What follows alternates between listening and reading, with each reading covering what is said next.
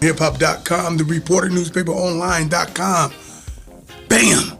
As you can see, we here with the people that make things happen.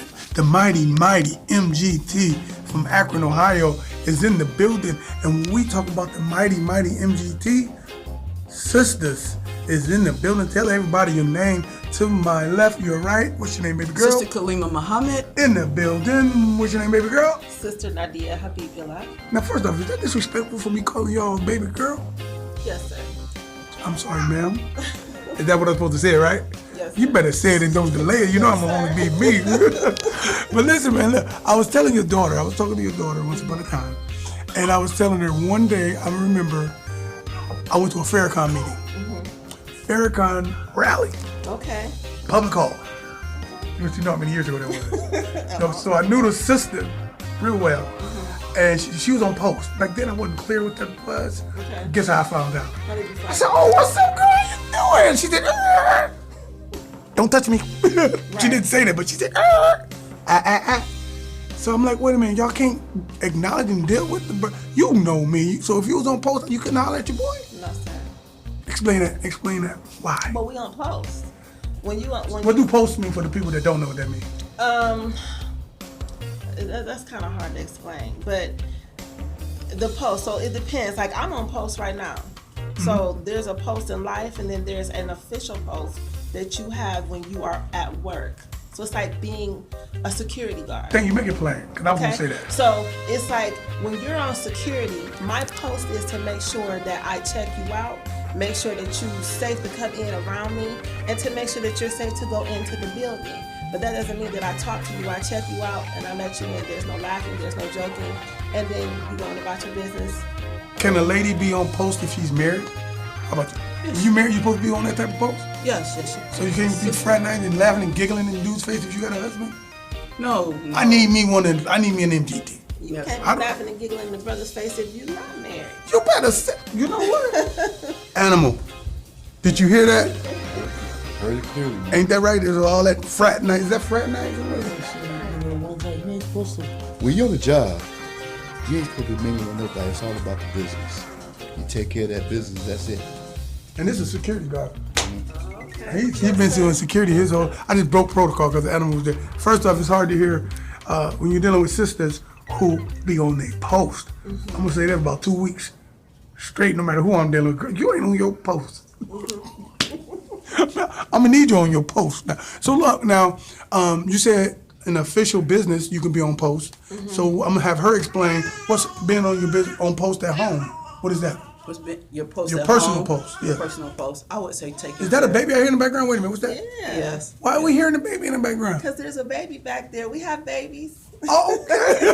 All right. That's my baby back there. That's your baby back there. You better say it. Somebody said, no, it ain't. Oh, My yes, it baby. is. You better say it. So what's your personal post at home? Personal post at home, I would say self-improvement, making sure that I am not offensive or harm to anyone else, that I am taking care of myself, loving myself, and reading so that I can have the knowledge of self. Because you know, based on what you read, that depends on your activity. And since I want the best for myself, as I would want for my brother and my sister, That's right. that golden rule, do unto others as you would have them do unto you. Actually, the most honorable Elijah Muhammad said, if we practice that golden rule, there would be no need for a police force. So I have to first be aware of myself, my thoughts, who am I, what Do do for I want? self first. Yes. Black men do for self. That's the first thing I learned in self-improvement class. Yes. Yes, sir. That's the first thing I learned. I don't know if that was 17 or not. I'm not sure. But listen, let me ask you a question. There's some wilding going on in your neck of the woods. There's some who? Some wilding, gun bucking, buck, bang, bang. Okay. Okay. In your city. Yes. Okay, we're in Blackburn, Ohio. Okay, senseless murdering of each other. What does the teachings got to say about that, and how can this help the mindset of our people that's buck wilding right now? Well, first of all, the Quran speaks against killing. We're not supposed to kill each other.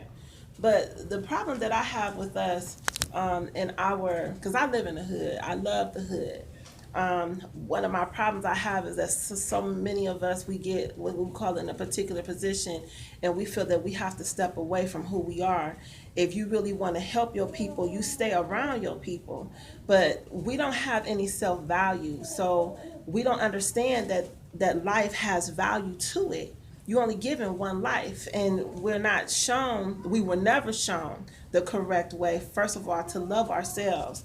So I do have an issue with, especially when you have 3 children that died. I don't really know the particulars of the story. I've heard some things, so I'm not going to repeat what I heard because it could be a lie. But it's senseless for children to just be taken out. It's senseless for anyone to be taken out based on a beef, because the way that we're taught, if I have a problem with my sister right here, I come to her and I tell her, I got a problem.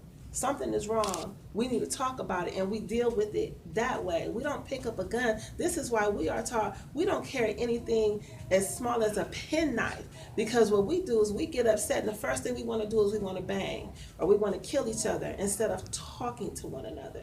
It's easier for me to talk to you, and then it's not is if I don't think that I can get along with you, I leave you alone. But then too, they have included the alcohol, the weed, the drugs, all of that causes the person not to be themselves, and then under the intoxication, then you do harm to your brother or your sister. And so, so the book says that my people are destroyed because it's not because of where I live, not because of the quality of my clothes, but because of quality of the knowledge that I'm taking in. So what are our children actually learning at school? What's going on in the homes? What type of information or knowledge is being given? Right. And if you don't eat right, you can't eat right. You can't eat right, you can't be right. No, well, listen, let me ask you a question. What practical things, what things that we can take from this particular cipher that we can pass on to the generation that's buck wilding? What can we say, Sister Kalima, right now, if you can tell somebody who's got gun on their person and they ready to go do a dirty deed right now, what you got to say to that, brother? I always have to say prayer. Because you know what? When our ancestors was in slavery, that was one of the main tools that they used. They prayed for us for this day. They didn't know, we didn't know them, and they don't know us, but they prayed for us. We don't do enough charity, I would say. Charity, I like that. In our community, What about you, sister, with the website? What's the name of that website again? NadiaIsAgoddess.com. Okay, and real quick, what do you got to say if you had the chance to tell Bucky about bucking? It's dialogue. I mean, my neighbor was, he was killed. I live in a hood where every time you turn around, somebody getting shot in the face. And for me, it's adults having that dialogue with our children and explaining to them the value of their lives. I believe that prayer is one, but most definitely we have to show the importance of what life is. We have to sit down with our daughters, sit down with our sons and explain to them how valuable they really are. If we're not having that dialect with them, then it's like it's lost. It's senseless. We have to continue to talk to them. We have to. Man, so listen, we got somebody who walked that walk, talked that talk, and I'm sure ain't nobody gonna mess with this guy. I'm sure you gotta probably have a tool to even deal with this guy. Okay. But I'm kind of category in a little bit. I know she's on her post. Yeah, I'm trying to. Right. I won't disrupt her post. But real quick, I just don't want to bend up. Real quick, Animal. Okay. If you, we know your expertise and everything. We know that you've been in the clubs doing security guards and stuff like that. What do you got to say to these young cats that's running around killing each other? And project your voice so we can kind of hear it, brother. Well, see, one thing is for sure, me being old school, all of us who had beef back in the days, my generation, we banged, with these hands. Right. But most of us are still alive because there was not that thing about killing each other because nobody wanted to take nobody's life. But see, nowadays it seems like most of these kids are more afraid of living than dying. So it's nothing to them just to take somebody else's life because that's what they do. That's what they get off on. So what do you say? What do you tell them though? If that's what they do, that's what they get off on. Do you think we as a generation failed them by not giving them that knowledge that we I got? don't think we as a generation failed them. I think the powers that be projected this into them. You better say it, brother. Regardless of what we try to bring to them ourselves, the powers that be subjected this to them by the rap videos, all this violence that they show on TV all the time, the media, and all this mess. So they're constantly being fed that all the time. And more often than not, the system has more influence over our kids than we do nowadays. Worst thing that ever happened. Even in the video games, y'all. Yeah. I mean, these video games is just basically everything out there is showing how to kill. So let's say, I'm gonna really take it there.